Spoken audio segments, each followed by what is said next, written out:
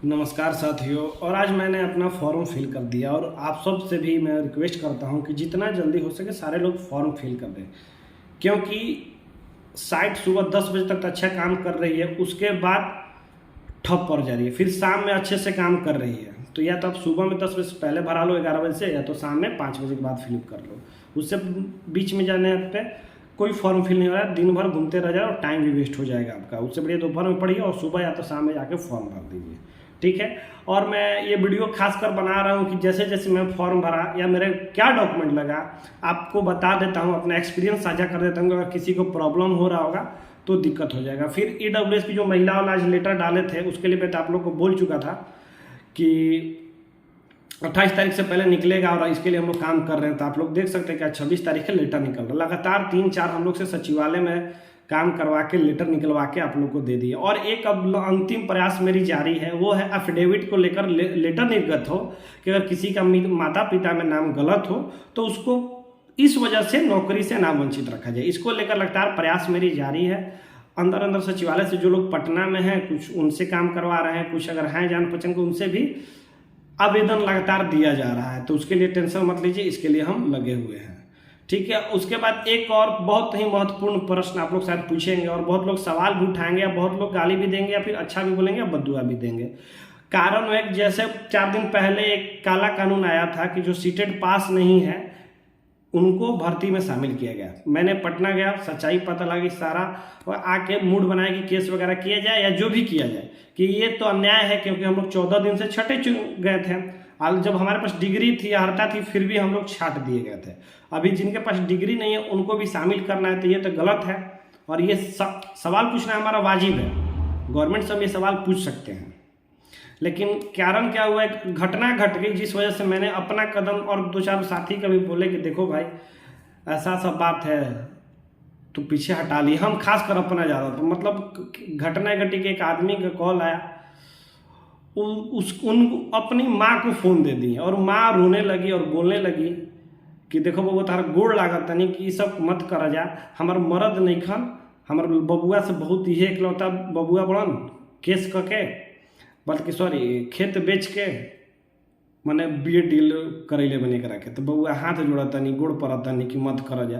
रोने लगी तो हम भी सोचे कि नहीं भाई किसी की माँ है, हमारी भी माँ ऐसे किसी के सामने रिक्वेस्ट करे तो ऐसा कि, और हम मेरे बाप का तो सीट है नहीं और इतने बड़े हम आदमी भी नहीं है कि कोई हमारे सामने रिक्वेस्ट करे। हम तो एक आम स्टूडेंट है, आप लोग जानते हैं। तो मैंने कहा ठीक है हम इसमें नहीं पढ़ेंगे, इस वजह से मैंने इसी में कदम पीछे खींच लिया। अब ये आप लोग निर्णय के लिए क्या मैंने सही कहा या गलत कहा उनसे बतवादा कर देंगे, नहीं हम इसमें कुछ नहीं। इसीलिए उसके बाद से उस दिन से मैंने एक पोस्ट कहीं भी नहीं किया इसको लेकर। उनकी बस वो माँ की वजह से, मेरी माँ हो या उनकी माँ हो बात बराबर है, इस वजह से मैंने वहाँ कुछ नहीं बोला। अब आते हैं मेन मुद्दा पर। ईडब्ल्यूएस का जो सामान्य महिला का लेटर था वो आप लोग का क्लियर हो गया है। जो ईडब्ल्यूएस की महिला है सामान्य वर्ग की, उनका आवास प्रमाण पत्र, जाति प्रमाण पत्र पापा के यहाँ से लगेगा, लेकिन जो इनकम है यानी कि ईडब्ल्यूएस वो पति के यहाँ से लगेगा। यानी कि 2 डॉक्यूमेंट पापा के यहाँ से और 1 डॉक्यूमेंट पिता हस्बैंड के यहाँ से। ओबीसी के जो है वो सारा का सारा पापा के यहाँ से, मतलब ओबीसी की जो महिलाएं हैं वो सारा का सारा पापा के यहाँ से बनवाएंगे। क्लियर कर लीजिए एकदम ध्यान से कि जो ओबीसी यानी कि अदर बैकवर्ड कास्ट के लोग हैं वो लोग पापा के यहाँ से बनाएंगे। जो SC ST के हैं उनका तो सिर्फ डोमिसाइल और कास्ट लगता है, वो महिलाएं पापा के यहाँ से बनाएंगी। तो एकदम स्पष्ट लीजिए, कहीं कोई मतभेद नहीं, यही क्लियर है। ईडब्ल्यूएस की जो महिलाएं हैं वो पति के यहाँ से अपना इनकम वाला और डोमिसाइल और कास्ट वहाँ से, ठीक है।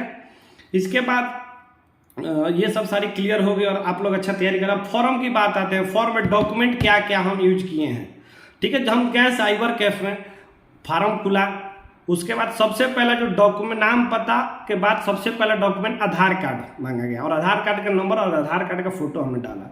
उसके तुरंत नीचे आते आते आपका डोमिसाइल मांगेगा कि आप यहाँ के नागरिक है कि नहीं, तो डोमिसाइल अपलोड किया गया, ठीक है। उसके बाद ईडब्ल्यूएस है आपका या BC है या SC है तो अपना कास्ट का नाम भरिए और नीचे आप चूज करिए कि आप किस कैटेगरी में आते हैं, उसके नीचे अपना डॉक्यूमेंट अपलोड कर दीजिए, ठीक है। इसके बाद नीचे आते आते आपके जो भी प्रोसेस हैं धीरे धीरे कंप्लीट होंगे, सबमिट करिएगा। उसके बाद जो 10th का तो मस्ट नेसेसरी है, 10th का अगर आपके पास सर्टिफिकेट है तो सर्टिफिकेट लेके जाइए, मार्कशीट है तो मार्कशीट लेके जाइए। सीबीएसई वाला का एक मिलता है, ठीक है, एक बड़ा सा मिलता है, वही आपके लिए काम, आपका मार्कशीट और सर्टिफिकेट वही है।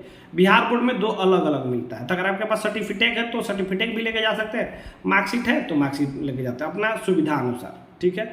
उसके बाद अगर आप डीएलएड किए हुए हैं तो इंटर का सर्टिफिकेट लेके जाइए, ठीक है। और इंटर का जो मार्कशीट वाला है मार्कशीट भी लेके जाइए, क्योंकि उसमें मार्क्स भरना है और सर्टिफिकेट अपलोड करना है। मतलब जो फॉर्म खुलेगा उसमें आपको इंटर का मार्क्स डालना है और सर्टिफिकेट, इंटर का जो सर्टिफिकेट निर्गत होता है वो आपको भरना है।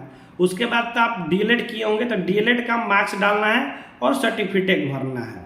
अगर आप ग्रेजुएशन करके बीएड किए हुए हैं तो आप बीएड में जो ग्रेजुएशन है उसका सर्टिफिकेट डालेंगे, अगर सर्टिफिकेट नहीं है तो मार्कशीट डालेंगे। ये मतलब आपके ऊपर है कि आपका जो नहीं है तो दोनों में से एक डाल दीजिए।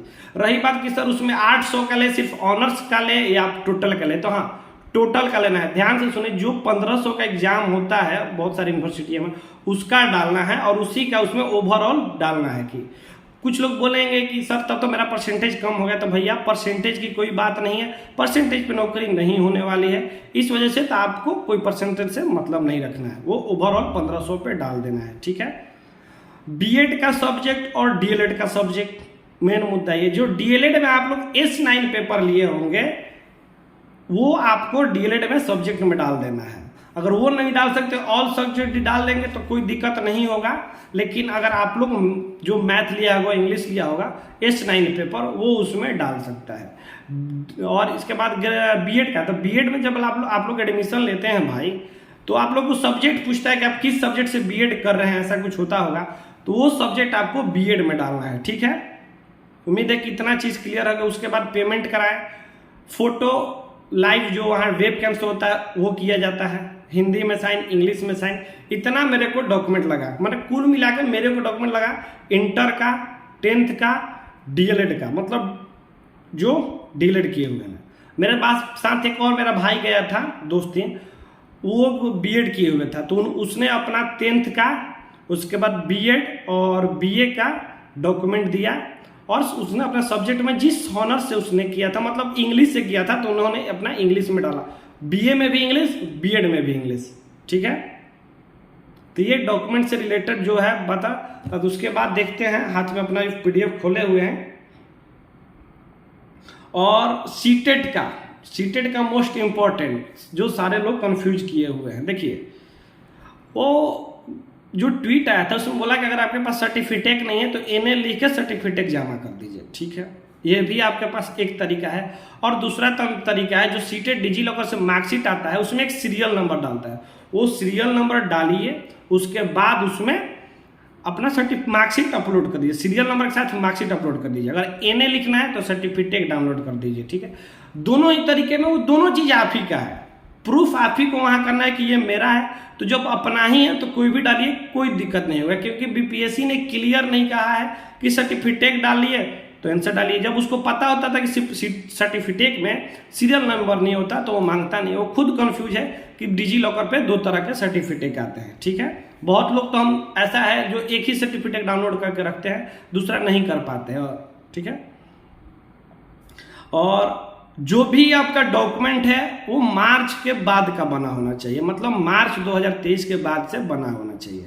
अब बहुत लोगों का सवाल आता है कि भैया मेरा पीछे का बना हुआ है, 6 महीना का पीछे का काम करेगा। तो देखिए कोई पीछे का काम नहीं करेगा, ये सब मनगढ़ंत कहानियां हैं। जो बनाना है आपको नया बनाइए, 2023 के बाद से जो बना है मार्च 2023 वो बनाइए, वो ज़्यादा काम करेगा।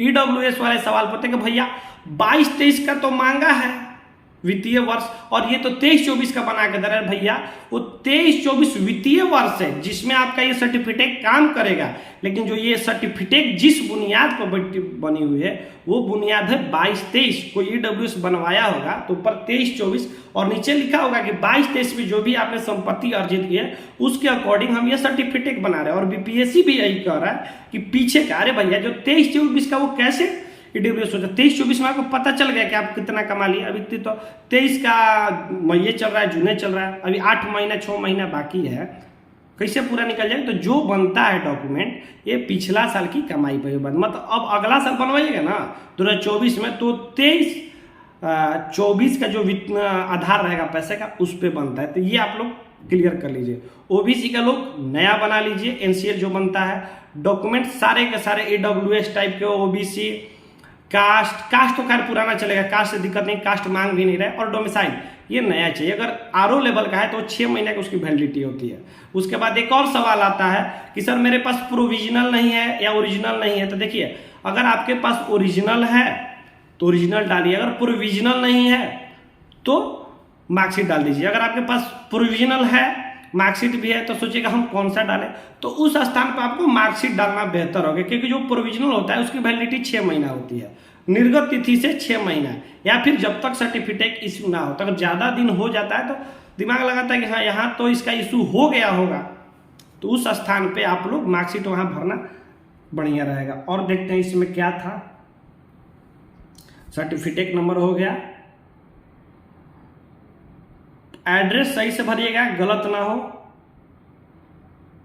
मैट्रिक का भी सीरियल नंबर डालना है, रोल नंबर नहीं, पेपर 1 चूज करना है सीटेट वाला में। चलिए देखिए, जैसे पीसीएम अपना 12th साइंस से किए होंगे तो वहाँ साइंस भरिएगा सब्जेक्ट स्ट्रीम में, आर्ट्स से किए होंगे तो आर्ट्स डालिएगा, कॉमर्स से किए होंगे तो कॉमर्स डालिएगा, और जो इंस्टीट्यूट का नाम है वो कैपिटल लेटर में डालिएगा, ज़्यादा बेटर रहेगा। और जैसे मतलब किसी का रहता है +2 हाई स्कूल, तो प्लस को प्लस मतलब प्लस का साइन और 2 मत लिखिएगा, उसको PLUS प्लस, उसके बाद 2 लिख दीजिएगा, ठीक है। उसके बाद उसमें बोर्ड यूनिवर्सिटी में BSB पटना। दूसरी बात, आप डीएलएड जो किए होंगे तो अपना जो S9 पेपर में होगा वो मैथ डाल देंगे, पासिंग ईयर डाल देंगे, जो नीचे रहता है। यूनिवर्सिटी में जो डीएलएड आमतौर पर BSEB ही कराता है, लेकिन जो बीएड होता है वो अलग अलग यूनिवर्सिटी कराता है। तो अपना यूनिवर्सिटी पता कर लीजिएगा, कॉलेज का नाम लिखने के बाद यूनिवर्सिटी का नाम लिख दीजिएगा।